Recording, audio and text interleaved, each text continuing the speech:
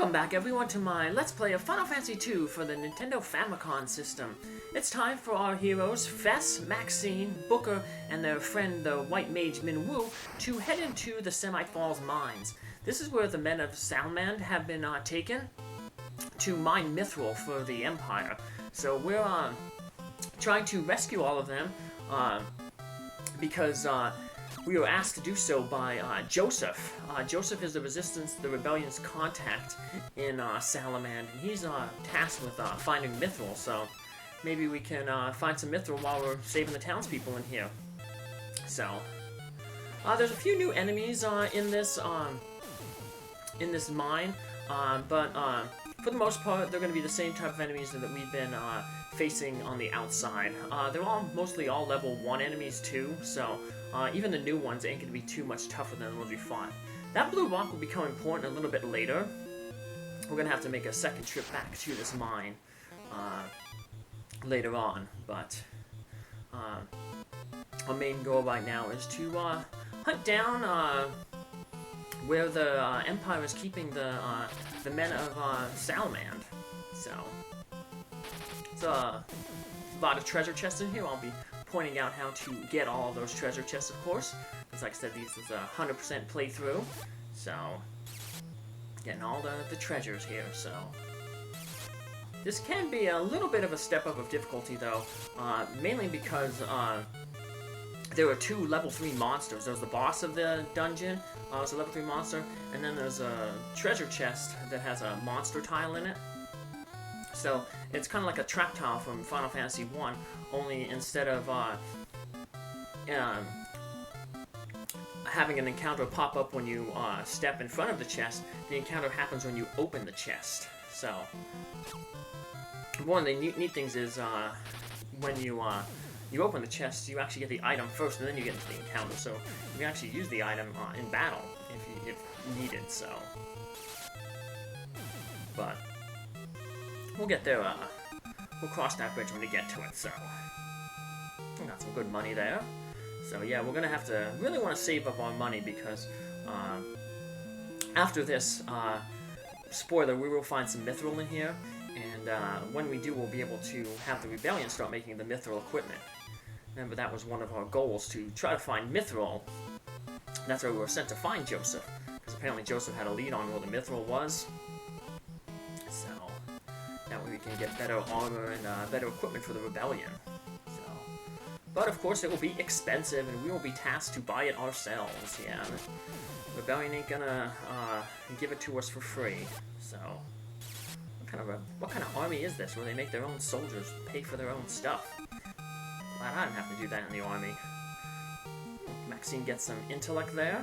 Every 4 pieces of intellect increases the potency of her black magic without raising the black magic level. So here's a new enemy here, the balloons. They're kind of annoying. This is a good reason why we got Fess and Booker up to level 2 swords, so they can have 2 hits. When you hit the balloon, and if you don't defeat it right away, it'll explode and deal damage to your character, massive damage. The more hit points it has left over, the more damage it will do when it hits you. So you want to try to take them out as quick as possible. Yeah, so yeah, that balloon, we unfortunately didn't one-shot it, and it went before any of our other characters could go, and it blew up and took some good chunk of hit points off of Booker there. But that'll just mean that Booker will probably gain some stamina and some hit points in this battle, which is, of course, good. We want to get that, so. Sadly, the balloons are weak to fire and lightning. We don't have those spells. We'll get some fire spell later on in the mine, but a concentrated blizzard spell, because it's a level 2, will take it out. So, yeah, right there. Now, if we had like fire or lightning, we could probably multi-target, and even though we're cutting the damage by a 4th, because the enemy is weak against the fire spell or the lightning spell, we'd still probably be able to take it out. But like I said, we really want to focus on ice right now, and And the reason when I focus on ice, I'll spoil it, is because that treasure chest that's guarded by a monster, it's guarded by a land turtle. It's a turtle enemy, and it is weak to ice. And it's a turtle, so it has a hard shell, so it has really high defense, and we won't really be able to penetrate that with our swords. So, got a soldier here. The upgraded soldier is the sergeant. He's the boss of this area. So, soldier level 1, sergeant level 3, captain's level 5. We saw them back in Finn, and I did look up on, and since the past episode, the general is a level 7 enemy. So, oh, we got 0 gold there, and that means it's going to drop an item, an antidote. So, one of the items that the soldiers can drop is garlic. And garlic's a pretty decent item for this point in time. It's basically like it casts like a low-level hurt spell on undead enemies. And later on, there will be a level 2 type enemy in here, a rank 2 enemy, a zombie, and a garlic can wipe them all out. So it's basically an item, a one-cast item spell. So. And another antidote there. So let's head on down into the next level. Luckily, we can walk on the water, but it's not too deep. And unfortunately, though, we can get into random encounters in the water. So now, something over onto the right is where we want to end up going. Eventually, that's where the next passageway going down is. This game is notorious for these things called trap rooms. Basically, what we'll see on the right there is there'll be 4 doors in, well, multiple doors. Sometimes there's 3, sometimes there's 4, and only one of them leads to the right place. If you take the wrong door, you end up in an empty room, and they put you in the middle of the room. And usually that room has really high encounter rates. So you're kind of punished for going in the wrong door, and with usually like 1 or 2 encounters. So it's kind of annoying, you know. But luckily, there's at this point in time, you know, there's maps on the internet. Game FAQs has maps of all the dungeons, and if you're following along here, you just follow along this Let's Play and see what rooms we go into. So Maxine got some hit points there. That's good. We want to get her as much hit points as possible before we move her permanently to the back row. So, and when she gets moved to the back row, that'll, of course, help increase the amount of time that Fess gets targeted, and that'll help build up his hit points. Let's say book his hit points, but I just got saw Booker pop up on the screen now. The name. Yeah, the goblin's running away already. Go. I guess he saw us. Some eye drops. You could probably sell a lot of these items because enemies at the beginning of the game really don't have status effects. Not going to be really dealing status effects, and if they do deal status effects, like the Envenom status, they're the ones that wear off after, you know, after the battle, or during the battle. So, it might be a good way to get some cash early on to sell those items that we're picking up, but I'm not that hurting for cash that I figured I'd sell them, so. Eventually, once our party gets a little bit stronger, there's some good overworld enemies, these mages that can drop spellbooks. And even if they drop a spellbook that you're not going to use, you can sell the spellbook for some pretty decent cash. So that's a good way to gain money. And it's also another way, sometimes they do drop spellbooks that you want, and if that's the case, then you don't have to buy the spellbook. So save even more cash that way. Unfortunately, we can only target those guards in the goblin guards in the back with our magic. As a matter, you can only target the front 2 columns. Anything in the rear 2 columns, too far behind to be hit by melee weapons, including bows. Even though bows have that property to hit from the back row. Sometimes enemies have an attack called bow, and they can hit the back row. Like, for instance, the sergeant that we're going to come up with, He has an attack like bow 3, which is basically a, you know, 3rd level bow. And so he would be able to hit, like, say, Minwu in the back row, or anybody you have in the back row. But one good thing here, see, we got ambush there. And the other one that can really hurt us is the goblin, because the balloons, they don't really do anything. Like I said, they're basically just are there to try to take one of your hits and then blow up and deal massive damage to you that way. But yeah, if they don't get, you know, on an ambush, they don't do anything to you, so. Which is good. So yeah, we're not taking much here. And we missed. There we go, look at that. Got a lot more damage there with our Blizzard 3. As you notice, the Blizzard spell is now costing 3 magic points because it's now level 3. So, and that just kind of shows you how magic levels up a little bit faster than weapons. Booker and Fess are just slightly, probably into maybe the teens, maybe low 20s in terms of their sword rank, level 2, where Maxine is already hit level 3 with her Blizzard spell. And they've just been doing the same thing like every turn, so I mean, it's that multiplier that the way the stat increases.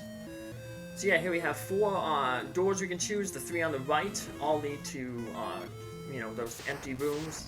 Throw you in the center, and then you have to fight a bunch of encounters usually. So sometimes you get lucky and maybe you don't have an encounter, but for the most part it seems that you get into there and they have a high encounter rate and you're guaranteed to get maybe 1 or 2 encounters.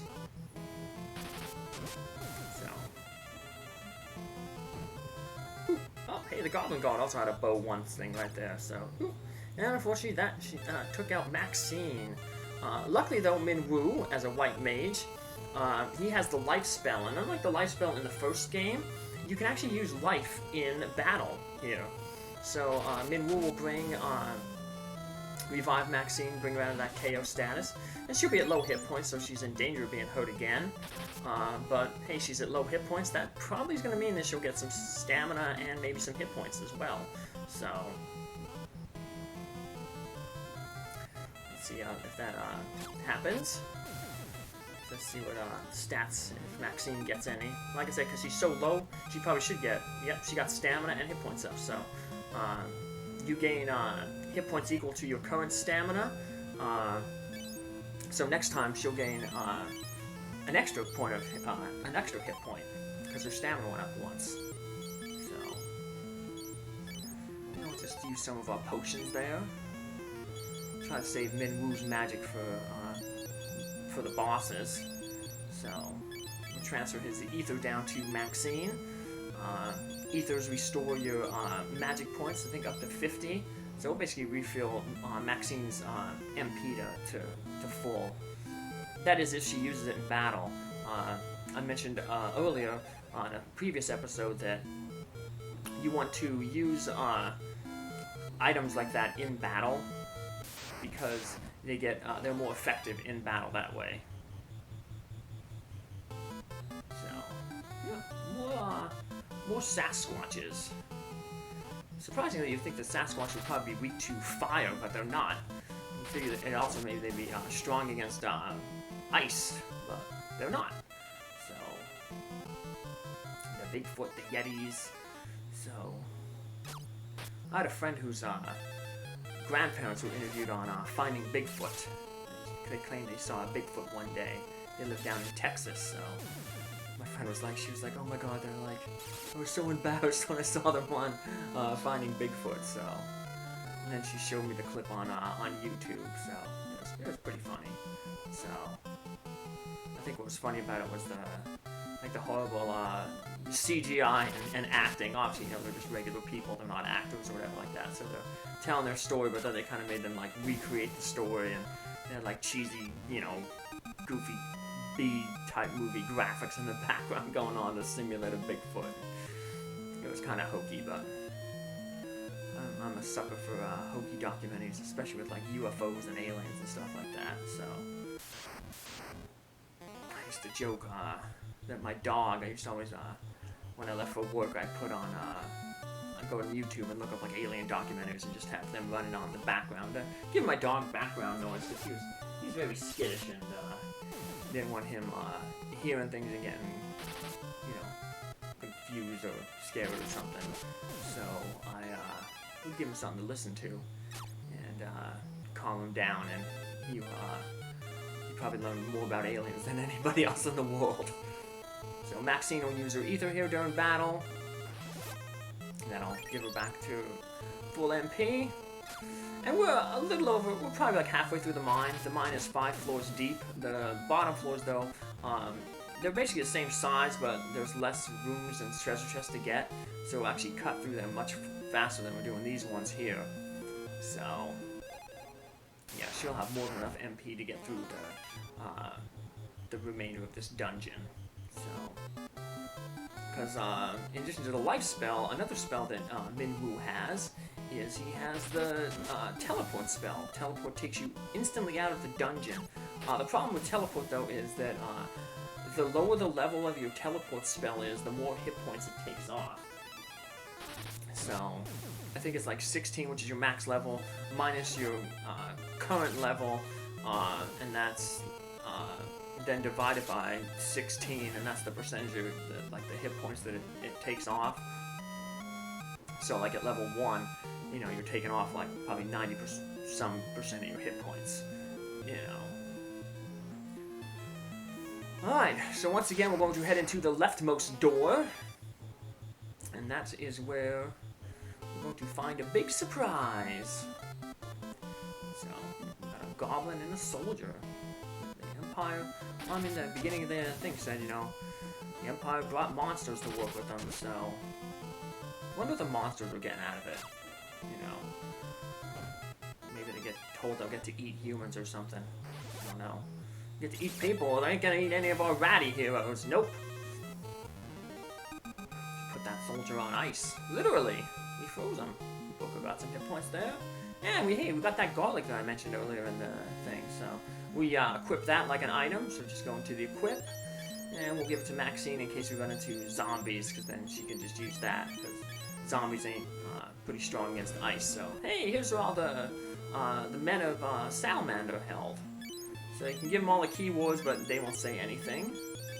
And hey, we also see Paul up there, and there's a little girl there as well, so speaking with Paul ends the scene, so we're just going to talk with everybody else first. All the slaves just say help, and the little girl is just sobbing, and she doesn't say anything to the keyboard there. We will learn who that little girl is a little bit later, but let's talk with Paul here.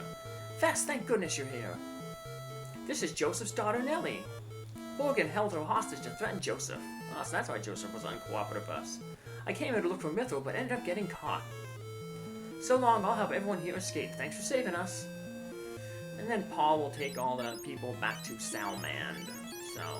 So we can leave the dungeon right now, but we still want to go look for that mithril. So you can go back and talk with some people, but not going to do that. We're going to head down a little bit further, and we'll stop here, and this will pick up on our next episode. Take care, have a good day. Thanks for following. Bye.